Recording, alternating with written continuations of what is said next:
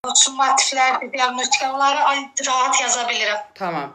Başqa qiymətləndirmə testi ilə bağlı sualımız yoxdursa, Gardner nəzəriyyəsini keçək. Qiymətləndirməni 125-dən 125-dən işləyəcəyik, axıra qədər çalışaq. Saat deməli 9-da başlamışıq, 10-11-in yarısı. Çalışaq dərsimiz qutarana qədər o 75 dənəni işləyək. Çünki ən çətin suallar axırdadır. Bəli, 125 dediniz. Bəli, 125-dən işləyəcəyik, amma birinci dərs izah eləyirəm. Deməli, bugünkü dərsimiz Gardner nəzəriyyəsidir. Bilirəm ki, sizdə sual qalıb ki, müəllimə, bəs iş üsullarını keçmədik. İş üsulların konkret şəkildə sizə səs atacağım ki, bax, bu budur, əzbərləyin. Məsələn, tənqidi təfəkkür hansılardadır, əzbərləyin. Yaradıcı təfəkkür hansılardadır, müzakirə tipli hansılardır, yoldaş qiymətləndirməsi hansılardır, fikrin lakonik ifadəsi hansılardır, oxu bacarığı hansılardır. Yəni, belə bu formada səs atacağım konkret elə əzbəriyyəsiz. Çünki vaxtımız yoxdur, onun hamısını 33-ündə biz bu günləri ümumiyyətlə ona vaxt ayıra bilmərik. Ona 3 dənə dərs ayırmaq lazımdır. O da bizim belə deyək də vaxtımız kısıtlıdır. Bəli, müəllimə, eşidirəm sizi. Sevinç müəllimə. Əl qaldırmısınız. Yəqin əliniz dəyib. Aha. Deməli, bugün Gardner nəzəriyyəsi. Müəllimə, dərsliyin özündən 125-i də düzdür? Yox, müəllimə, 125-ci testdən işləyəcək qiymətləndirməni. Dərsimiz isə 115 məndədir, 117 olanlar da var. Gardner nəzəriyyəsi.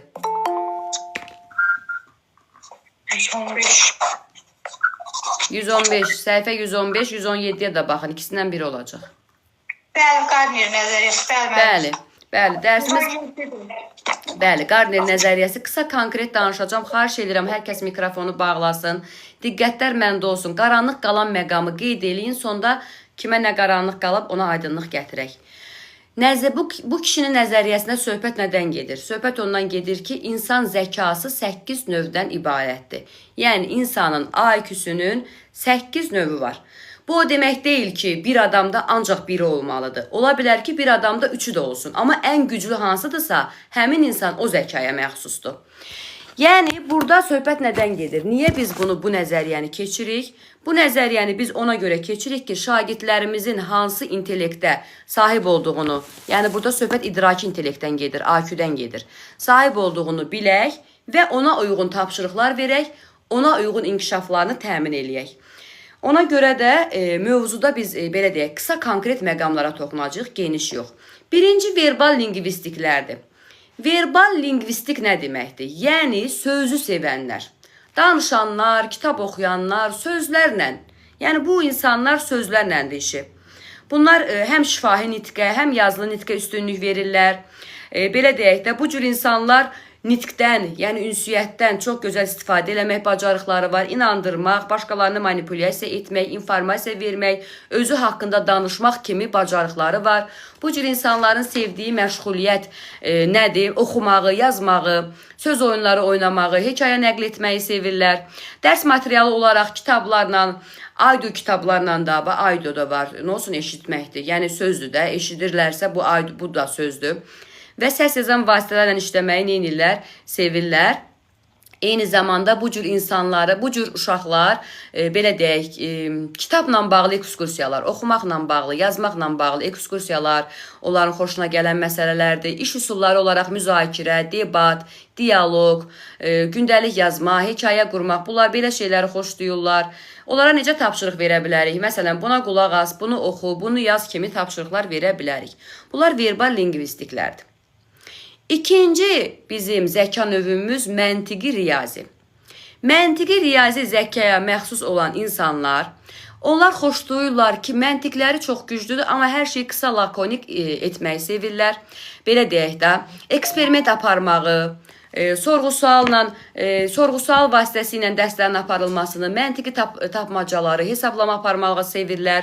Onlarda səbəb-nəticə əlaqələrini tapmaq var, qısa konkret ümumiləşdirmələri xoşlayırlar, hesablama prosesindən istifadə edirlər. Onlar ən çox elmi muzeylərə, baxın testlərdə bu düşə bilər, elmi muzeylərə getməyi xoşlayırlar.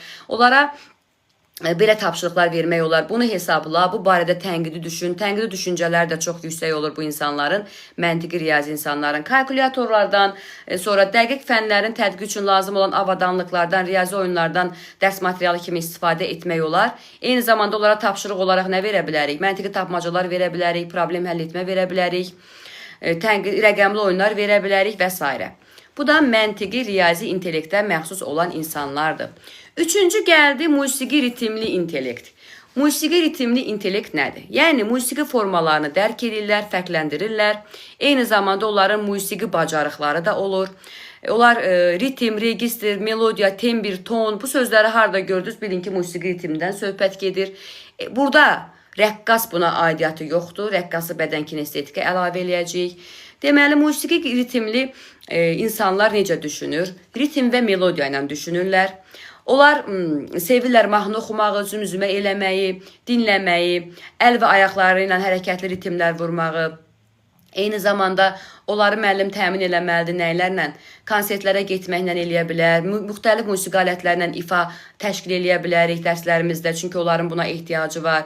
Eyni zamanda öyrədici, belə deyək də, mahnılardan, müxtəlif musiqi növlərindən istifadə eləmək olar. Dərs materialı kimi səs yazma vasitələri, yenə musiqi alətləri, tapşırıq kimi bunu dinlə, bunu ifa et kimi tapşırıqlar verə bilərik. Bu cür insanlar musiqi ritmli intellektə malikdirlər. Yəni, onların bu cür öyrənməyi onları da daha yaxşı, effektiv olduğuna görə müəllim onlara bu cür yanaşmalıdır. Dördüncü intellekt məkan vizualdır. Məkan vizuallar, yəni görüntü. Görüntülərlə işləməyə xoşlayırlar. Onlarda xəyali bir situasiya yaradaraq nələrsə yaratmaq qabiliyyəti var. Məsələn, memardır, rəssamdır, dizaynerlərdir, onlar məkan vizual insanlardır. Onlar təsvir və şəkillərlə düşünürlər. Onlar dizayn etməyi, şəkil, eskiz çəkməyi, vizual təsvirləri, qrafikləri, cədvəlləri, xəritələri, belə şeyləri sevirlər. Eyni zamanda onlar incəsənətlə maraqlanırlar. Video, film, slayd, puzzle, şəkilli kitablar, İncəsənət muzeylərinə ekskursiya, bunlar hamısı məkan vizuallara aiddir. Eyni zamanda məkan vizuallar, belə deyək, dərs fəaliyyətində vizual təqdimatlar eləmək daha yaxşı olar, beyin xəritəsindən istifadə daha yaxşı olar, incəsənətlə bağlı tapşırıqlar versək, daha effektiv nə edə bilərik, nəticə ala bilərik. Sonra gəldi naturalistlər. Naturalistlər təbiəti sevənlərdir. Həm təbiəti sevirlər, həm də qayğısına qalırlar. Heyvanın, bitkini sevirlər, həm də qayğısına qalırlar. Harada gördük ki, onlar ev heyvanlarla oynayırlar. Məsələn, təbiəti kəşf eləmək istəyirlər. Planetimizə qayğı göstərirlər. Məsələn, şirin su qıtlığının aradan qaldırılması üçün müəyyən bir təkliflər irəli sürürlər. Tutaq ki, bir yoldan keçəndə bir heyvan görürlər. Ya itin bir balası, pişiyin balası yaralıdır, onu gətirirlər evə. Yəni, onlar naturanı, flora və faunanı sevirlər. Eyni zamanda həssasdırlar təbiətə qarşı. Təbiət hadisələri də bura aiddir. Təkcə heyvan, bitki yox, təbiət hadisələri də bura aiddir. Ev heyvanlarla oynamağı sevirlər, təbiəti kəşf etməyi, bunları dedik. Onlara biz nə cür belə deyək, ləvazimatlar verə bilərik? Heyvanlarla kontakt üçün şərait yarada bilərik. Təbiəti araşdırmaq üçün müəyyən vasitələrdən istifadə üçün şərait yarada bilərik. Məsələn, lupadan, binokuldan və s. Sonra onlar heyvan, belə deyək də, dərs tapşırığı olaraq onlar xoşlayırlar nəyi? Heyvanlara qayğı ilə bağlı tapşırıqlar, ekologiya ilə, yəni təbiətlə bağlı tapşırıqlar, təbiətin öyrənilməsi, canlı və təbiət aləmi ilə əlaqədar məlumatlar müəllimlər tərəfindən o cür təlimatlar veriləndə onlar daha yaxşı öyrənirlər. Yəni intellektləri daha yaxşı ona inkişaf edir. Şagirdlər daha doğrusu bu intellektlə bu cür tapşırıqlarla inkişaf edir. 6 bədən kinestetikdir. Bədən kinestetik sözünə biz əvvəl də rast gəlmişik. Öyrənmə tərzlərindən biridir. Bədən kinestetik öyrənənlər də var idi. Burada isə zəka növü kimi bunu bizə verir. Bu insanlar fikirlərini, hisslərini ifadə etmək üçün bədən üzvlərindən istifadə edirlər. Məsələn, rəqqas, atlet, aktyor, əl işləri hazırlamaq, onları dəyişdirmək də buna daxildir. Məsələn, mexanik, cərrah, memar. Belə deyək də, bu intellektə məxsus olan insanlar necə düşünürlər? Onlar bədən kinestetiklər bədən hissiyatı ilə, toxunma, hərəkətlərlə düşünürlər. Eyni zamanda rəqs etməyi, qaçmağı, tullanmağı, jestlərdən istifadə etməyi sevirlər. Rollu oyun gördüksə bədən kinestetikdir, tamaşa, hərəkət, praktik məşğələlər, fiziki oyunlar, bunlar hamısı bədən kinestetiklərə aiddir. Onlar praktik öyrənmələrə daha çox üstünlük verirlər. Sonra onlara belə tapşırıqlar verə bilərik. Nə isə qur, yarat, sonra tamaşanı canlandır, rəqs et və s. kimi tapşırıqlar vermək olar. 7-ci intellektimiz şəxslər arasıdır. Onun yanına bir dənə də yazırsınız ekstrovertlər. Mesaj yerinə yazacağım ekstrovertlər sözünü. Ekstrovert. Nə deməkdir ekstrovertlər? Baxın, şəxslər arası intellektdir. Yəni IQ-su şəxslər arasıdır. Ekstrovert şəxsiyyətdir. Eyni tip insanlardır. Şəxsiyyət tipi olaraq ekstrovert şəxsiyyətdir. İntellekt olaraq şəxslər arası intellektə malikdir. Bu cür insanlar belə deyək də, digər insanlarla ünsiyyəti sevirlər. Onlar sosial insanlardır. Yəni onların üz ifadələrində həssaslı. Eyni zamanda onlarda empati hissi olur. Qarşı tərəfi başa düşmək, bu da şəxslər arasıdır belə bir şey görsəniz. Nələrlə düşünürlər? Digər şəxslərlə ideyanı bölüşməklə düşünürlər. Lider olmağı sevirlər, göz önündə olmağı sevirlər. Təşkilatçılıqları yaxşıdır, manipulyasiya bacarıqları yaxşıdır, şənlikləri sevirlər. Sosial tapşırıqları xoşlayırlar, qrup işləri, layihə işləri, sosial yığıncaqlar, məktəb daxili klublar və s. Eyni zamanda onlar layihəni dedik, stol üstü oyunlar desə bu da şəxslər arası olacaq. Baxmayaraq ki, oyundur, bədən kinestetik düşünərsiniz, amma xeyr, stol üstü oyunlar şəxslər arasına aiddir. Sonra tədbir təşkil etmək üçün belə deyək də maraqlıdırlar. Tədbir təşkil etmək üçün materiallardan istifadə etməyi xoşlayırlar. Onlara ən çox yoldaşları ilə bir yerdə öyrənmə tapşırıqları verməliyik. Birgə çalışın, qarşılıqlı çalışın, yoldaşlarınızla bir yerdə öyrənin kimi tapşırıqlar verməliyik. Onlar həm də ekstrovertlərdir, sosial insanlardır, belə deyək. Onların bir xüsusiyyəti də var. Onu da deyim sizə. Başqalarının fikri çox önəmlidir onlar üçün. Onları başqalarının fikri tez ruhdan sala bilir. Başqalarının tutaq ki, mənfi bir rəyi onları motivasiyadan sala bilir. Müəllimi sevməsələr, dərsi oxumurlar. Bax, bu cür çatışmayan tərəfləri də var. Onu ekstravertdə daha dərinliklə deyəcəyik. Yəni, şəxsiyyət tiplərini keçəndə. 8-ci fərd daxilidir. Fərd daxili həm də introvertdir. Onu da yanında qeyd eləyin. Həm də introvertdir. Fərd daxili həm də introvert insanlardır. İntrovert insanlar belə deyək də, fərd özü haqqında məlumatlıdır. Metakognitiv biliyi var. Özünün zəif və güclü tərəfini bilir. Öz temperamenti ilə gedir, özünü qiymətləndirməsi var. Son qərarı həmişə özü verir. Başqalarını dinləmir deyə bir şey yoxdur. Dinləyir, amma qərarını özü verir. Daxili motivasiyası güclüdür. Özünü ruhdan düşməyə qoymur. Müəllimi sevməsə belə, o fənn ona lazımdırsa onu oxuyur. Belə deyək də, onlar öz hissləri, məqsədləri və ehtiyaclarını əsasən düşünürlər. Onlar sevirlər, məqsəd qoysunlar, refleksiya etsinlər, xəyal qursunlar, nəsə bir plan qursunlar. Onların ehtiyacı olduğu şeylər, gizli məkanlar, bəzən özlərini bərpa eləmək üçün gizli məkanlar, özülə tək qalmaq istəyirlər, öz tempi ilə işləyən bir layihələr də onlara dəstək ola bilər bu məsələdə.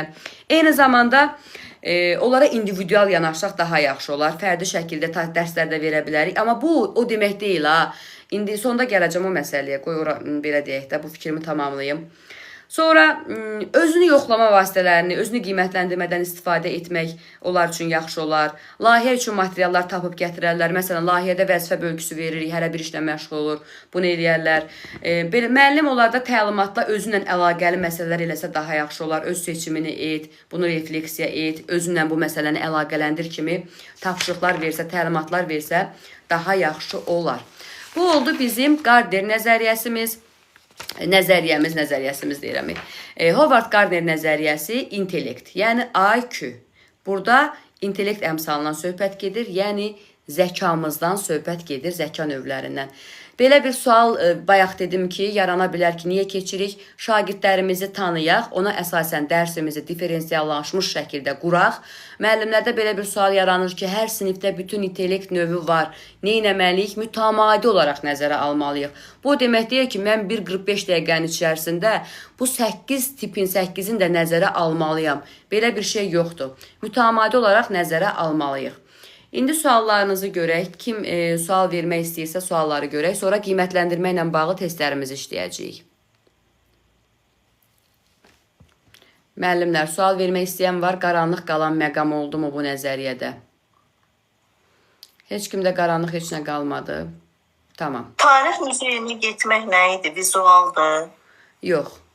Tarix muzeyinə getmək məntiqi riyazidir. Tarix muzeyi elmi muzeyidir. Niyə onu biz vizual götürək ki? İncəsənət muzeyi deyil. Orada eksponatlar, zatlar olur da. Eksponatlar olur, düz deyirsiniz. Amma elmi muzey sayılır da, tarix elm deyil. Tarix elmdir də. Yəni orada mən belə o sualı mənə bir neçə dəfə verilmişdi. Mən onu elmi olaraq qiymətləndirdim. Bəzən müəllimlər yazdı ki, niyə vizual yox? Belə deyək də, vizual tarix də bir elmdir. Tarix muzeylərində o elmi başa düşməyən, dərk eləməyən insan ancaq vizual görüntüyə baxıb gələcək, düzdürmü? Ancaq vizual görüntüyə baxmaq üçün gedənlər ora baxa bilər, onun üçün maraqlı olur. Amma dərinliyinə getsək, niyə vizual olsun ki? Məntiqi riyazi olsun. Sırf vizual olmur axı, tarix muzeyində məsələn, Qobustanda balaca daşlar var. O daş dövrünün daşları da məsələn at paleolitin, Qobustan düzdür, mezolitə aiddir. Yəni belə deyək də, daş dövrünün əmək alətləridir. Uşaqları mən aparmışdım ora, uşaqlara maraqsız gəlir. Ay mənim, bu nə daşlardır, gülürlər. Niyə? Çünki dərk eləmirlər elmi tərəfdən. Amma burada elmlilik var. Yəni niyə olmasın ki, tarix muzeyi, mən belə deyək də, o cür testlə razılaşmamışam, amma onun məkan vizual olduğundan razılaşmıram. Rastlaşmamışam o cür testlə müəllimə. Nə bilim, mənim fikrimcə tarix fənni faktoloji biliyə əsaslanır da. Orada elə bir dərinliyə, məntiqi belə. O sizin düşüncənizdir. Tarix fənni qədər çətin fən yoxdur. Tarix fənni faktoloji biliyə əsaslanmır. Tarix fənni insanın dünya görüşünə, çıxarışlar eləməyinə, nə bilim, çox dərin bir məsələdir. İndi hər müəllim öz fənnin dərinliyini bilir də. Keçən riyaziyyat müəllimlərindən biri Facebookda paylaşmışdı ki, tarix deyil bir həftəyə əzbərləyəsən. Yəni bu düzgün yanaşma deyil. Tarixi bu cür aşağılamaq olmaz. Tarix dərin elmdir. Tarixi bir həftəyə əzbərləmək mümkün deyildi də. Orada yazılmışdı ki, Facebookda riyaziyyat çox asan olub. Bir riyaziyyat müəllimi də yazıb ki, riyaziyyat çox asan olsaydı, statistika bu qədər yüksək olmazdı. Riyaziyyat sizin üçün tarix deyil ki, bir həftəyə əzbərləyəsən. Yəni bu tarix fənninə qarşı mən bunu hörmətsizlik kimi qəbul edirəm. Kim bir həftəyə tarix əzbərləyə bilər? Ay müəllimə, hər fənnin özünün çətinlikləri var. Bəli, hər fənnin özünün çətinlikləri var. Heç bir elm asan deyil. Mən bunu həmişə demişəm. Bildiyimiz hər bir elm asan, hər bir məsələ asan, bilmədiyimiz hər bir şey çətindir. Vəssalam. Başlayaq. Sualınız yoxsa qiymətləndirmədən 125-cini açırıq. Mən indi çalışacağım, ekran paylaşımı da eləyim. Kimlərin kitabı yoxdursa baxsın. Amma hələ ki başlayaq, mən eləyənə qədər başlayaq. Deməli, birinci müəllim. Səhifə neçədədir? 125-ci səhifə 166 müəllimə.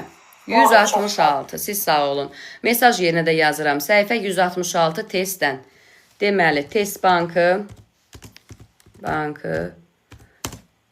səhifə 166. Yəni, söhbət Time'in test bankından gedir də müəllimlər. Vaxtımız getmədən başlayaq. Bu dəfə sondan başlayaq. Sevinç müəllimə, 125-126-nı oxuyun, zəhmət olmasa.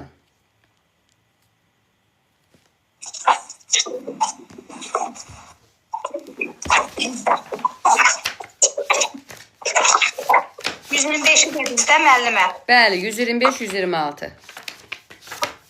Verilenlərdən biri böyük summativ qiymətləndirmənin xüsusiyyəti deyil. İbtidai təhsil səviyyəsi üzrə 45 digər təhsil səviyyəsi 45-90 dəqiqə içərisində keçirmə icazə verilir. Bəli, bu belədir müəllimə.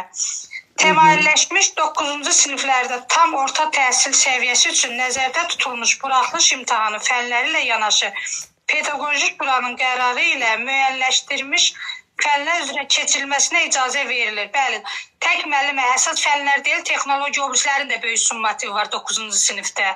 Bəli. Düz başa düşürəm? Bəli. Burada 10 yazıb axı. Bağışda. Burada 10 yazıb müəllimə. Aha. Yazılıb bizim kitabda. Keçiriləcək tarix haqqında məlumat tədris ilinin 1-ci həftəsi ərzində fən müəllimi tərəfindən təhsil alanlara elan olunur. Keçiriləcək tarix haqqında məlumat tədris ilinin 1-ci həftəsi ərzində fən müəllimi tərəfindən təhsil alanlara elan olunur. Böyük summativin fən müəllimi ilə əlaqəsi varmı? Xeyr, müəllim onu zavuşlar keçirir də. Bəli, rəhbəri tarixi elan elə. Bəli, rəhbəri tarixi elan eləməlidir, amma bizdə bir paradoks var. Biz onu proqrama yazmamalıyıq əslində. Bir dənə arxaya yazılmalıdır onun tarixi. Amma onu proqrama yazırıq, bu düzgün deyil. Bəzi məktəblər artıq keçiblər, yazmırlar artıq.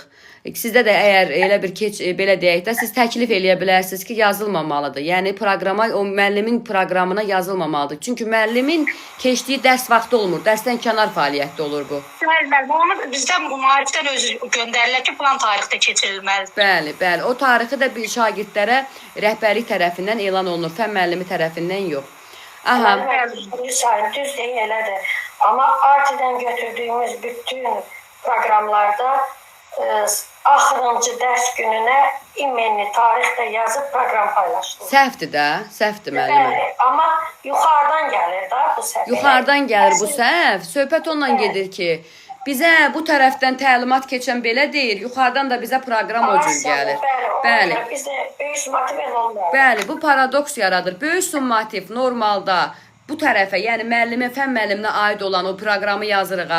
Ora yazılmamalıdır. Arxada BSQ və tarix yazılıb, qiymətlər yazılmalıdır. Yəni bunun qanun tərəfi budur. Bəli, bəli. Əgər problem olursa, istəyiriksə ki, orada görüntü kimi olsun, belə yaza bilərik. Tutaq ki, ayın 13-ü axırıncı dərsimizdir. Axırıncı dərsimizi yazandan sonra tarix qoymadan böyük summativ qiymətləndirmə sözünü yaza bilərik. Tarix qoymadan. Amma normalda heç orada yazmamalıyıq, arxaya yazmalıyıq. Nəysə. Müəllimə, bizdə jurnala yazılmır. O mövzu yazılan yerə yazılmır axırıncı günə. Bizdə bir dənə o summativlər yazılan yerə yazılır. Bəli, bəli. Qanun tərəfi elədir. Summativlər yazılan yerə yazılır. Bəli, qanun tərəfi budur. Bəli. Burada müəllimə, məktəb rəhbərliyi tərəfindən keçirilir və nəticə jurnalda fənnin yarım üzrə son dərs günü tarixinə qeyd edilir. Bu səhvdir də müəllimə. Son dərs günü tarixə qeyd edilir. Görürsünüz, bax biri dediyini, burada 2 dənə onda belə çıxır ki, səhv var. Məktəb rəhbərliyi tərəfindən nəticə jurnal fənnin yarım son dərs günü tarixinə qeyd edilir. Görürsünüzmü? Gətirdi burada bizə dedi ki, yox, deməli son dərs gününə yazılmalıdır. Axı deyir müəllimin dərs vaxtı keçmə, eləmə, dərsdən kənar elə. Bu nətər olur? Özü dediyini özü inkar eləyir. Bunu burada düz götürübdü, C-ni səhv götürübdü bizə. Nəysə, bu sual işarəsi hələ bir müddət hamımızın başında qalacaq. Belə Ola bilər ki, üzr istəyirəm, bu tezini nə olsun ki, yeni çap olmuş da. Bu qabaq çıxılan qanundan Bəli. 2023-də kurikuluma dəyişiklik olunub. O dəyişikliklər zaman-zaman gəlir. Bu dəyişiklik, bəli, ola bilər ki, hələ gəlməsin. 126. Kötü onun dəyişikliyindən də yazıblar. Bəli, elə köhnə ilə də yazıblar. 126-ya baxaq. Ona da mən oxuyum, yoxsa başqa müəllim? Bəli, 2-2 oxuyacağıq. Müəllimlər, burada aktiv olaq mesaj yerində. Testlərə cavab yazaq, zəhmət olmasa. Oxuyun müəllimə siz. Verilənlərdən biri kiçik summativ qiymətləndirməyə aiddir. İbtidai təhsil səviyyəsi üzrə 45, digər təhsil səviyyəsi üzrə 45-9 dəqiqə içərisində keçirilənlərə icazə verilir. Bu müəllimə kiçiyə aid deyil, böyüyə aiddir. Bəli. Lisey və gimnaziyalarda 9-10 sinif tam orta təhsil səviyyəsi üçün nəzərdə tutulmuş buraxılış imtahanı fənləri ilə yanaşı müəssisənin pedaqoji şurasının qərarı ilə müəyyənləşdirilmiş fənlər üzrə keçirilməsinə icazə verilir. Doğrudur, yanlışdır. Buraxılış fənləri ilə yanaşı müəssisənin pedaqoji şurasının qərarı ilə bu yanlışdır müəllimə, mənə elə gəlir.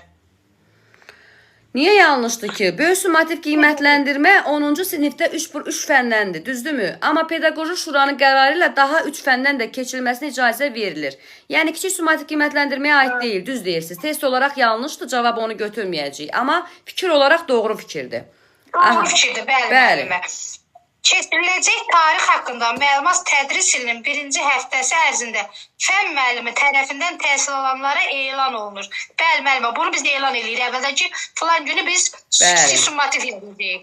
Tədris ilinin 1-ci həftəsində fən müəllimi, bəli, deməlidir ki, bu yarım ildə 4 dənə summativimiz olacaq, filan tarixdə. Summativ keçirilməyinə bir həftə qalmış, yenə xatırlatmalıdır ki, uşaqlar, gələn həftənin bu günü summativimiz olacaq. Bəli. Olacaq.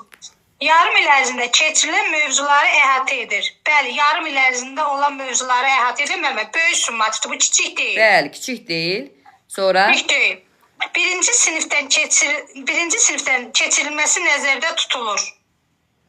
Bəli, məmə, summativlər kiçiklər tutub birinci sinifdə var da. xeyr, birinci sinifdə heç bir summativ yoxdur.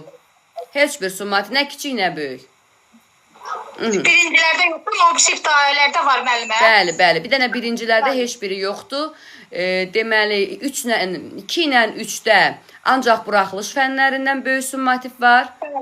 Əstağfurullah, böyük summativ yoxdur deyəsən, elə 2 ilə 3-də Səfa müəllimə. Mən 2 ilə 4-də var. yoxdur, mən deyirəm. İnformatika deyirəm orada. Bəli, kiçik var. 4-cü sinifdə 4-cü sinifdə var. Hamısı var. Bəli. 2-də 2-də 3-də yoxdur, doğrudur. Səfa müəllimə, 27-28-ə siz baxın. 27-28. Hansı rəy effektiv şəkildə verilməmişdir? Deməli, biz effektiv verilməyən rəyi tapırıq. Rəy çox önəmli məsələdir. Bu diqqətli olaq hamımız. Önəmlidir. Bəli. Artıq xəritə üzərində iqtisadi rayonları doğru müəyyən edirsən. Çalışqanlığımı təqdir edirəm. Bu düzgün ola bilər. Cümləni sintaktik təhlil edərkən zaman zərfliyini müəyyən etməkdə çətinlik çəkirsən. Qaydaları təkrar etməklə bu nöqsanı aradan qaldıra bilərsən. Bu da effektiv sayılır. Fikirləri ardıcıl vermisən. Lakin stimlik bir neçə yerdə pozulub. Yazıda informasiyaların düzgün qruplaşmasına diqqət yetir. Bu da ola bilər. Çünki əvvəl təriflədi, sonra zəhbini dedi, sonra da dedi də nə ilmək lazımdır. Bəli. Və bu da sayıla bilər. Afərin, zəkalı olduğun üçün bu artıq uşaq tərifləyir özünü. Ona görə bu düzgün olmayacaq. Üçüncü sözləri isim hallarına görə düzgün dəyişdirirsən. Bəli. Afərin, zəkalı olduğun sözləri isim hallarına görə düzgün dəyişdirirsən. Burada heç bir effekt yoxdur, cavab budur. Bəli, cavab budur. Çünki niyə? Zəkalı olduğun üçün deyir eləyirsən. Bu nəyə yönəlib? Uşağın özünü tərifləyir. Bəli, özünü tərifləyir. Fəaliyyətinlə bağlı heç nə yoxdur. Rəy necə olmalıdır? Uşağın müsbəti, plus səhvi. Müsbət deyilməlidir. Sonra Plus. artıq səhv etdiyi deyilməlidir və o səhvi necə gələcəkdə necə düzəldərsən. Bəli, tamamilə doğrudur.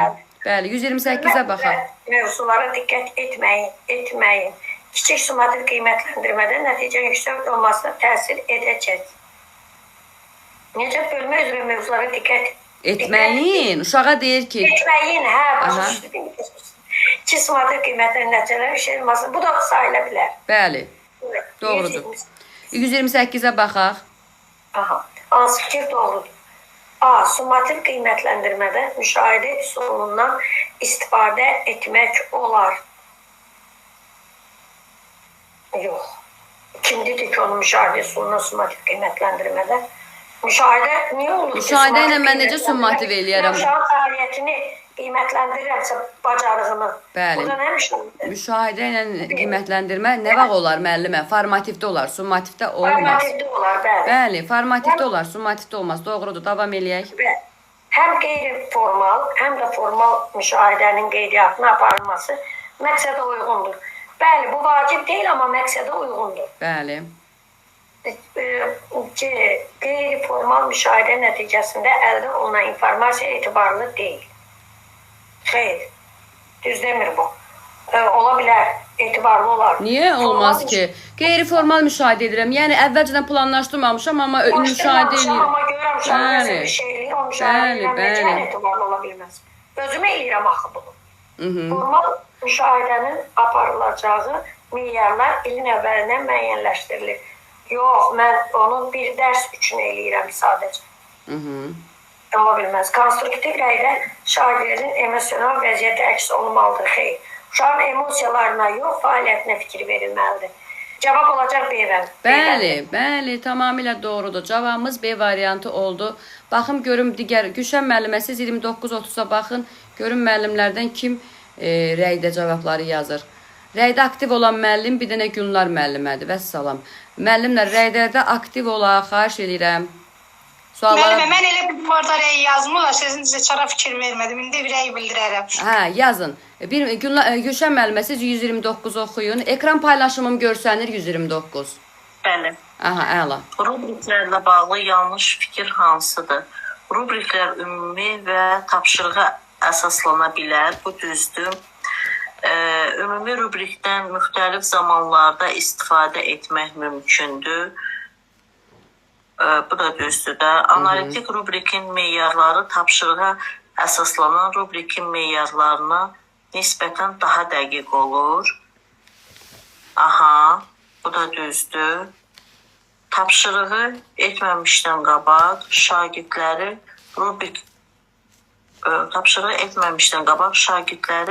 rubrik meyarları ilə tanış etmək lazımdır. Aha, rubriklərdə əvvəlcədən müəyyənləşdirilmiş meyarları dəyişdirmək mümkündür. Hə, xumunda eləmək olur.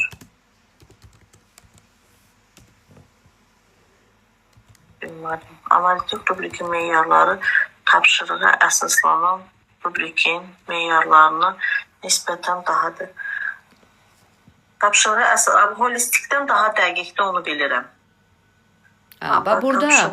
Burada bir izaha ehtiyac var deyə düşünürəm. Hər kəs də diqqətlə dinləsin. Heç bir rubrikin daha yaxşı, daha pis olmasıyla bağlı biz fikir bildirmirik. Biz əgər biz deyəndə, yəni kurikulumda əgər rubriklər əlavə olunubsa, deməli hər ikisi effektivdir. Sadəcə olaraq müəllim istəyər analitik rubrikdən istifadə edir, istəyər holistik rubrikdən. Bu müəllimin özü ilə bağlı bir məsələdir. Bir məsələni bir neçə meyarla qiymətləndirmək istəyiriksə, analitik rubrikdən istifadə edirik. Bir tapşırığı müxtəlif aspektlərdən bir meyarla qiymətləndirmək istəyiriksə, bu zaman holistik rubrikdən istifadə edirik. Amma belə bir fikir, müqayisəli bir fikir olmamalıdır ki, analitik rubrik daha yaxşıdır, holistik rubrik daha yaxşıdır. Belə test görsəniz, bilin ki, burada cavab səhvdir. Deməli, variantımız C variantı oldu. İzahım da aydın oldu müəllimə. Nisbətən o demirik yaxşı pisdir. O deyir ki, daha dəqiq olur. Yox, hər ikisi də, yəni o deməkdir də, daha dəqiq olur. Yəni belə deyil, belə çıxır ki, bu fikirdən analitik rubrikdən istifadə eləsək daha yaxşı olar, düz deyil. Daha dəqiq olursa, mən müəllim olaraq onda analitik rubrikdən istifadə eləməliyəm ki, hər şeyim dəqiq olsun da. Bu düzgün yanaşma deyil. Hər iki rubrik qiymətləndirmə meyarları, belə deyək də, hər iki rubrik xidmət edir təlim nəticəsinin qiymətləndirilməsinə. Burada müəllimdən asılıdır. Analitik eləyər, holistik eləyər, tapşırıqdan da asılı ola bilər, müəllimdən də asılı ola bilər. 130-a baxın. Tapşırığa əsaslanan rubrik dəqiq deyil, sonra dərsdə niyə istifadə edirik ki? Tapşırığa əsaslanan demir, analitiklə holistiki müqayisə eləyir orada. Hə, bir də bir şey aydınlıq gətirin. Bayaq test işləyəndə müəllimlərlə o elə bir problem yaşadıq. Tapşırığa əsaslanan rubriklə spesifik rubrik həm analitik ola bilərlər ikisi də, həm də holistik ola bilərlər ikisi də. Yəni, belə deyək də, formata görə, yəni quruluşuna görə iki növü var. Analitik, holistik, formatına görə. Amma ümumi xüsusi ikisi də ola bilər. Ümumi rubrikimiz həm analitik ola bilər, həm holistik ola bilər. Xüsusi rubrikimiz həm analitik ola bilər, həm holistik ola bilər. Aha, 130. Yəni için bizdən asılıdır. Bəli, biz onu yaradırıq o rubriklə. Hansını biz yaradırıq, hansını istəsək onu tutarıq biz. Bəli. Burada bir dənə söz, bu tapşırığa əsaslanan rubrikin meyarlarına nisbətən daha dəqiq olur. Onda mən bu tapşırığa əsaslanan rubriki işlətmərəm də, o dəqiq olmursa. Bəli. Bu cümlə bu səhvi göstərir özü ki, belə bir şey mümkün deyil. Hə, burada elə bildim holistiki müqayisə edirik. Səfa müəllimə, düz deyirsən, tapşırığa əsaslanan deyil. Bəli, deyir analitik rubrikin meyarları tapşırığa əsaslanan rubrikin meyarlarına nisbətən daha dəqiq olur. Tapşırığa əsaslanan rubrik analitik də ola bilər. Yəni cümlənin quruluşu yanlışdır burada. Ben burada biraz ona göre müəllim o Bəli. seçdim. Bəli, cavab Amma C-dir. bir şey yox idi. Tapşırığa əsaslanan rubrik analitik də ola bilər, holistik də ola bilər. Yəni onları bir-birinə müqayisə eləməsi düzgün deyil. Çünki tapşırığa əsaslanan və xüsusi rubrik deməkdir də. Ona spesifik rubrik də deyirik. Bax xüsusi rubrik, spesifik rubrik, tapşırığa əsaslanan rubrik. Bunlar hamısı eyni şeydir. 130-a baxaq Gülşən müəllimə. Summativ qiymətləndirmə haqqında fikirlərdən hansı yanlışdır? Summativdə şagirdlərin təlim nailiyyətləri tapşırıq vermə üsulundan istifadə edilərək yoxlanıla bilər. Hə. Ümumi rubriklərin meyarları məqsədə uyğun olaraq müxtəlif zamanlarda istifadə olunur. Bunu saxlayaq. Summativ qiymətləndirmənin nəticəsini müşahidəyə əsaslanmaqla müəyyən etmək olar. Summativdə müşahidə yoxdur. Onun şəxs sərbəst özü işləməlidir. Bəli. Cavab. Cavabımız C-dir. Tamamilə doğrudur. Summativdə müşahidən söhbəti yoxdur. Summativ artıq nailiyyətin ölçülməsidir. Amma formativ nədir? Şagirdləri inkişafa aparan bəli, yoldur. Doğrudur. Aktiv olaq müəllimlər. Aynurə müəllimə, Səfa müəllimə. Başqa mesaj bölməsində heç kim heç nə yazmır. Xahiş edirəm. Aktiv olaq. Davam eləyirik. Günlar müəllimə. 131-ə baxaq. Holistik rubrikə aid olanı müəyyən edin. Bir fəaliyyəti hər bir meyara görə ayrı-ayrı qiymətləndirir. Tədrisdə öyrənmənin detallı qiymətləndirilməsinə xidmət edir. Bütün meyarları eyni anda dəqiq tətbiq edərək işin ümumi bir mühakimə əsasında qiymətləndirir. Hər bir kriteriyaya tək-tək baxmağa şərait yaradır. Bu rubrik yalnız xüsusi tapşırıqların qiymətləndirilməsində istifadə edilir. Holistik rubrik də ümumi rubrikdir də, bu səhv eləmirəmsə. Bir var da analitik, bir var holistik. Aha. Analitik holistik formatına görədir. Ümumi xüsusi isə sadəcə bizim belə deyək də öz seçimimizdir. Bir məsələni analiz eləyib analitik rubrik mi eləyirik, bir neçə meyarla mı eləyirik, qiymətləndiririk, yoxsa bir tapşırığı yalnız müxtəlif aspektlərdən bir meyarla eləyirik. Yəni holistik analitik növü var rubrikin. Xüsusiyyətinə görə isə ümumi və xüsusi rubriklər var. Burada C variantı olar müəllimə. Bütün meyarları eyni anda tətbiq edərək işi ümumi bir mühakimə əsasında qiymətləndirir. Bəli, tamamilə doğrudur. Cavabımız C variantıdır. 132-yə də baxaq müəllimə. Görüm tapa bilsəm 132-ni. Aha, 132. Oxuya bilirsiniz, biraz solğun düşüb. Bəli, görürəm. Oxuyacağım. Uyğunluğu müəyyən edin. Diaqnostik qiymətləndirmə, formativ qiymətləndirmə ikinci yarımilin əvvəlində keçirilir. İkinci yarımilin əvvəlində keçirilirsə, bu diaqnostik olar. Çünki rüvün əvvəlində, ilin əvvəlində, təzə müəllim gələndə, təzə şagird gələndə diaqnostik 1-ə gedəcəkdir, A variantı. Doğrudur. Əsas elementlərindən biri konstruktiv rəydir. Bu formativdir. Rəydir isə formativə gedəcək. 2-yə gedəcək B variantı. Şagirdlərin olduğu yerdən olmalı olduğu yerə götürür. Bu formativ yenə qiymətləndirmədir. 2-yə getdi B ilə C. Bəli, cavabımız nə oldu? Bütün qiymətləndirmələrdən əvvəl aparılır. Bu da diaqnostikdir. 1-ə getdi A ilə D. Doğru deyirsiniz. Bəli, düz tapısınız. 1-ə A ilə D getdi. 2-yə də B ilə C getdi. Tamamilə doğru. C variantı uyğun gələcəkdir. Bəli, tamamilə doğrudur müəllimə. 133. Dilarə müəllimə 133-ə baxaq. Mesaja baxım görüm aktiv müəllimimiz kimlərdir? Gülşən müəllimə, Aynurə müəllimə, Aysel müəllimə, Səfa müəllimə aktiv müəllimlərimdir. Sizə də bir alqış gəlsin müəllimlər. Hə, baxaq müəllimə. Yoldaş qiymətləndirməsi ilə bağlı fikirlərdən hansı yanlışdır? Formativ qiymətləndirmə istifadə uyğundur. Bəli, formativ qiymətləndirmə aparılır qiymətləndirməsi. Bəli. Nəticələri şagirdlərin yekun qiymətləndirilməsinə təsir edir. Bunlara baxın. Bu rubriklər əsasında da həyata keçirilə bilər. Və o yoldaş qiymətləndirməsində var da, rubriklər var. Bu da götürürük. Qrup işi zamanı müəllimin qarşılıqlı qiymətləndirmədən istifadə etmək səmərəli olur. Quru pişi müəllimə qarşılıq qiymətləndirmə. Bu da doğrudur müəllimə. Bunu da götürək. Orada müraciət münasibəti var. Bəli. Sonra qarşılıqlı qiymətləndirmə zamanı şagirdlərin tənqidi təfəkkürü inkişaf edir. Doğrudur. Çünki qarşılıqlı qiymətləndirmə baş verir, yoldaş qiymətləndirməsi, bir-birinə obyektiv yanaşma, tənqidi yanaşma söhbətləri var. Bəli, tənqid təfəkkür inkişaf edər. Düzdürmü? Burada deməli başa düşmədiyim bu oldu ki, nəticələri şagirdlərin yekun qiymətləndirilməsinə təsir edir, yoxsa etmir? Biz formativ qiymətləndirməni nə vaxt aparırıq? Hər gün dərs zamanı, düzdürmü? Bunun şagirdin yekun qiymətləndirməsi ilə yaxından uzaqdan heç bir əlaqəsi yoxdur. Ümumiyyətlə, nəinki yekun qiymətləndirmə, yarımil qiymətləndirməsinə belə təsir göstərmir. Yekun qiymətləndirmə ancaq nə vaxt olur? Yekun attestasiyada olur. Məktəb daxili attestasiya desələr, bəli, bunu belə deyək də, birinci, ikinci yarımil illik kimi götürə bilərik.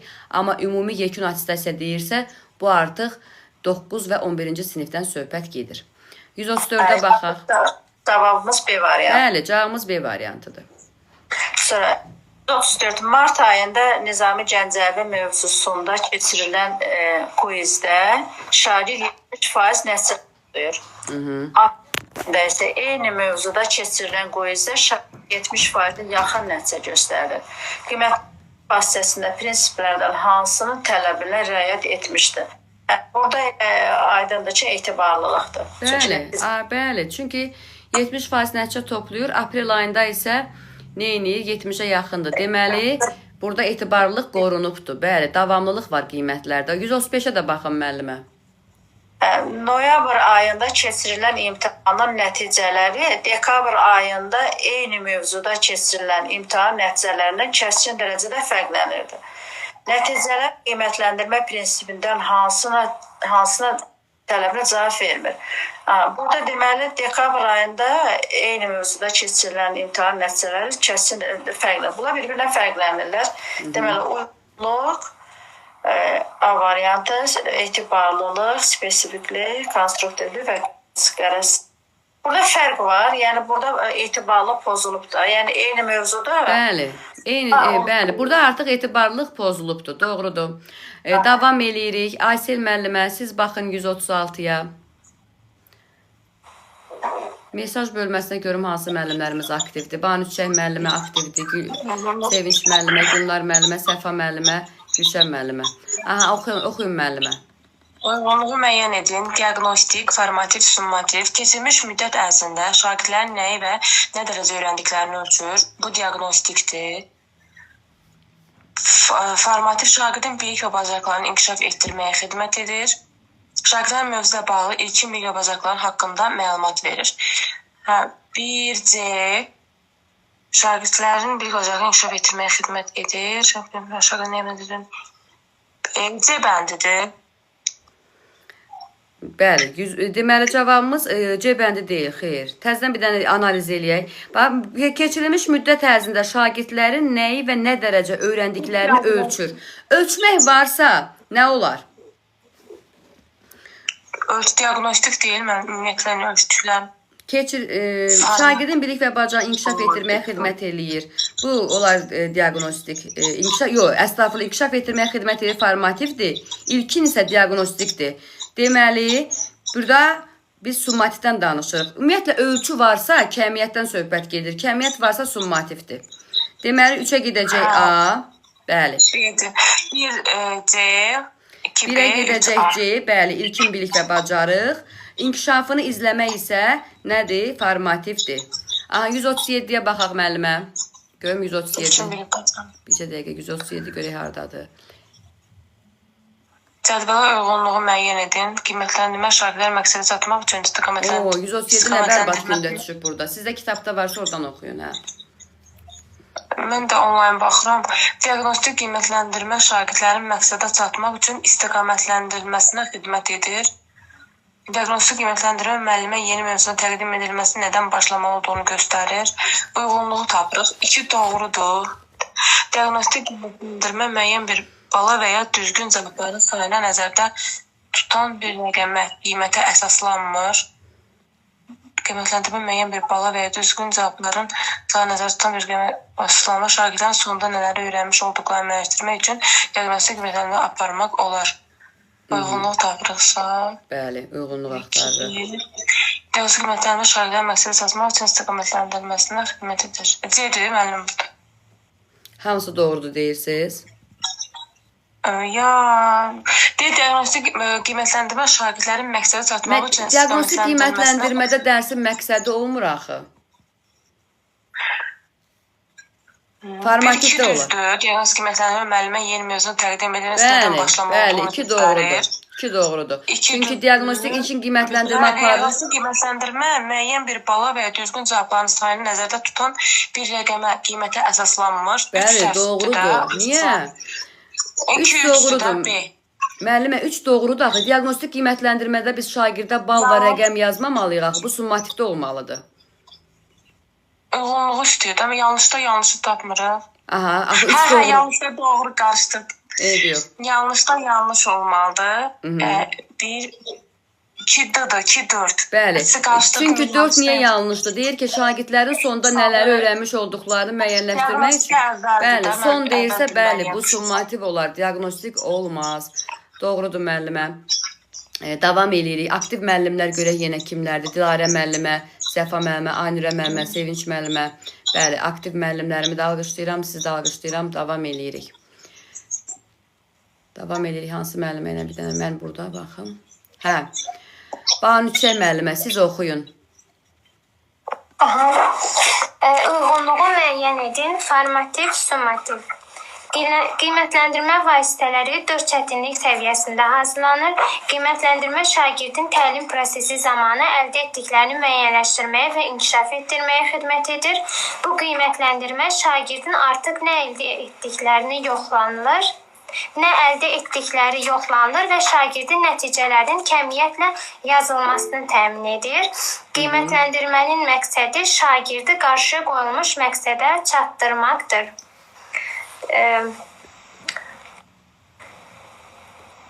Bir analiz eləyək müəllimə. Bax, formativlə summativi uyğunlaşdırmalıyıq, düzdürmü? Qiymətləndirmə vasitələri 4 çətinlik səviyyəsində hazırlanır. Bu hansına aiddir? 4 çətinlik səviyyəsində hazırlanması. Formativə aiddir. Niyə formativə? Summativdə biz nə demişdik? 20% daha çətin, 20% daha asan, 30% orta çətin, 30% orta asan. Deməli, bu nə olacaq? Bu gedəcək summativə. Aha, B-yə baxaq. B-yə oxuyaq müəllimə. Qiymətləndirmə şagirdin təlim prosesi zamanı əldə etdiklərini müəyyənləşdirməyə və inkişaf etdirməyə xidmət edir. Aha. Bu formativdir. Bəli, bu formativdir. Şagird inkişafı aparıram, izləyirəm. Bəli, formativdir. Sonra C-yə baxaq. Bu qiymətləndirmədə şagirdin artıq nə əldə etdikləri yoxlanılır və şagirdin nəticələrini kəmiyyətlə summativdir. Bəli, kəmiyyət gördüksə summativdir. D-yə baxaq. Qiymətləndirmənin məqsədi şagirdi qarşıya qoyulmuş məqsədə çatdırmaqdır. Bu formativdir. Bəli, qarşıya qoyulmuş məqsəd, yəni təlim nəticəsindən söhbət gedir. Bu da formativdir. Doğrudur. Aynurə müəllimə 139-a baxaq, cədvəldir. Cədvələ əsasən uyğunluğu müəyyənləşdirin. Düzgün verilmiş rəy sinifdə səmərəli öyrənmə mühitinin yaradılmasına da təsir edən amillərdəndir. Məncə bu doğrudur. Rəyin şagirdə hansı zaman aralığında verilməsinin əhəmiyyəti bir o qədər də yoxdur. Əsas odur ki, şagird nailiyyətini dəstəkləmiş olsun. Şərt. Məncə bu da doğrudur. Yəni şagirdin nailiyyətini dəstəkləyir də əsas odur. Rəyin şagirdə hansı zamanda deyir verilməsi əhəmiyyətli deyil. Elə şey olarmı? Biz nə demişdik? Rəy məqamında verilməlidir. Anı məqamında düzgün verilməlidir. Burada deyir ki, hansı zaman aralığında verilməsi əhəmiyyətli deyil. Əsas odur ki, şagirdin nailiyyətini dəstəkləsin. Nailiyyəti dəstəkləməlidir. Əhəmiyyəti, yəni hansı zaman aralığını mən tuta bilmədim. Bəli, bu əhəmiyyətlidir. Məsəl üçün, şagirdin dünən gördüyü bir tapşırığı mən bugün rəy verirəmsə, bəli, bu düzgün rəy olmaz. Deməli, 2 yanlışdır, 3-ə baxaq. Aha. Şagirdə rəy ümumi şəkildə verilməlidir ki, xeyr, ümumi şəkildə verilməməlidir. Bəli, rəy xüsusi verilməlidir. Elə onda 1-3-dür də cavab. Bəli, bir 4-ü də oxuyaq da müəllimə, bəlkə qarşımıza çıxdı hardasa. Tamam. Müşahidə aparmaqla şagirdlərin emosional vəziyyəti, mövzunu anlamaları haqqında məlumat almaq olar. Bəli. Doğrudur. Bu da doğru fikirdir. 140-a baxaq. Deməli, müəllimə Diaqnostik qiymətləndirmə, bəli, buyurun. ikisini oxudunuz siz, birini? Birini oxudum. Hə, oxuyun bunu da. Diaqnostik qiymətləndirmə haqqında yanlış fikri müəyyənləşdirin. Bu qiymətləndirmə növü müəllimə dərsi effektiv şəkildə planlaşdırmağa, tədrisin effektiv qurulmasına imkan verir. Məncə doğrudur bu. Bu qiymətləndirmə növü diferensial yanaşmaya şərait yaradır. Qiymətləndirmənin diferensial yanaşmanı formatı eləmirdimi? Yoxsa bu da eləyə bilər. Diferensial yanaşmanı biz dərs vaxtı bütün təlim prosesində qurmalıyıq. Diferensial yanaşma hamısında ola bilər. Qiymətləndirmənin nəticəsi ilə bağlı müvafiq yazılı qeydlər şagirdin portfolyosunda saxlanılır. Bəli, bu doğrudur. Qiymətləndirmə zamanı müəllim öyrədilənlərin şagird tərəfindən nə dərəcədə mənimsənildiyini müəyyən edir. Yox. Nəticədə şagirdin kəmiyyətlə yazılan qiymətinə təsir etmir. Bəli, bu qiymət təsir etmir. D variantıdır səhv. Bəli, D variantıdır. Niyə? Çünki biz mövcud vəziyyəti qiymətləndiririk. Şagirdin nəyi nə dərəcədə mənimsədiyini qiymətləndirmirik. Mövcud vəziyyəti qiymətləndiririk. Diferensial yanaşma hər şeydə olmalıdır. Diferensial nədir? İndividual yanaşmadır. Bunu istənilən biz fəaliyyətimizdə Bir ki, mən diferensialı belə yadına salmışam da, şəxsi yanaşma kimi. Şəxsiyyət yönümlülük. Diferensial yanaşma şəxsiyyət deyirəm, əstəğfurullah, şagird yönümlülükdür. Şagird yönümlülük. Yəni hər bir şagirdin şəxsinə belə şagirdin marağı, potensialı, istedadı, hazırki bilikləri, öyrənmə tərzləri, bunlar nəzərə alınmalıdır ki, diferensiallaşma olsun. Yəni hər kəsə individual yanaşma məsələsindən söhbət gedir. Bəli, doğru anlamısınız. Ayfer müəllimə 141-ə baxaq. Aktiv müəllimlər, Sevinç müəllimə təşəkkür edirəm. Aysel müəllimə, Gülşən müəllimə, yenə Aysel. Digər müəllimlər niyə aktiv deyilik? Niyə testlərə cavab yazmırıq? Ayfer müəllimə 141-ə baxaq. 145 deyirəm. Axşamınız xeyir, necəs müəllimə? Sağ olun, yaxşı. Bizə dəqiqə göstərim. Görürsünüz indi. 141. Biraz yaxınlaşdırım, daha yaxından görün. Aha. Belə görürəm, amma son kimi şey olur, oxuyuram. Nəsə bastım, görmürəm. Görmürsünüz, çıxmayın. Siz bayaqdan, belə deyək də, hardan çıxırsınız? Ekranımda bayaq görürdüm, amma indi görmürəm. Nəyəsə bastım deyəsin. Ona qədər eybi yoxdur. Ona qədər deməli Əli müəllim oxusun, siz ona qədər tapın. Əli müəllim 141-ə baxaq.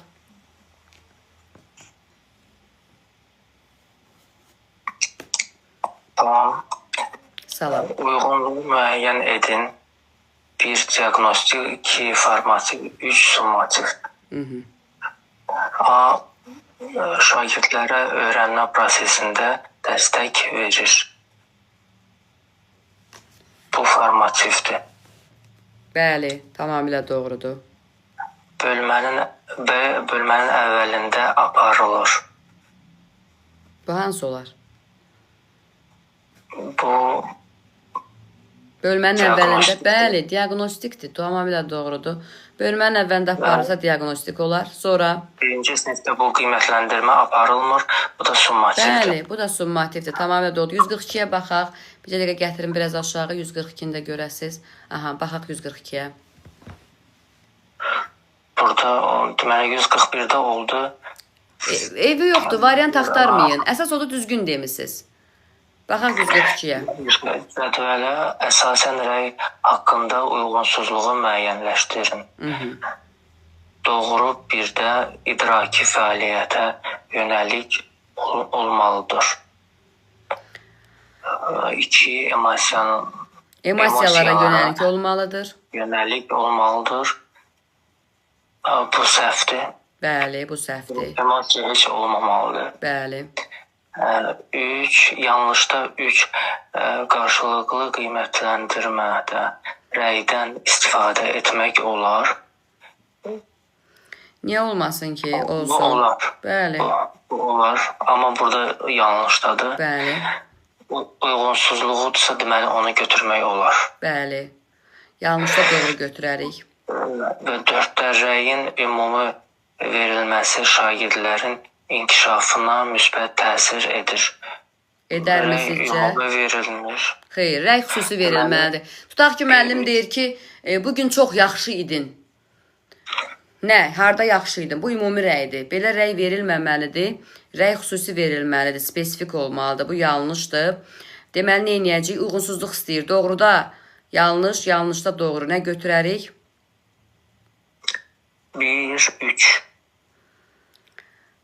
Doğruda yanlış. 2. Uyğunsuzluğu onda 2, 3. Bəli, yanlışda doğru. 2, 3 tamamilə doğrudur. Cavabımız B variantıdır. Aha. Sonra 143-ə də baxın müəllim siz. Cədvələ əsasən uyğunsuzluğu müəyyənləşdirin. Doğru da 1, rəy şagirdin cari fəaliyyəti ilə bağlı verilsə də, məqsədi onun gələcək inkişafını təmin etməkdir. Bu da niyə olmasın ki? Məncə. Rəy şagirdin bir cari fəaliyyəti ilə verilsə, yəni hal-hazırki fəaliyyəti ilə bağlı veririk. Amma məqsədimiz onun inkişaf, bəli, doğrudur fikirdir bu. Məqsədimiz uşağı inkişaf elətdirməkdir. Niyə də olmasın? Aha. 2.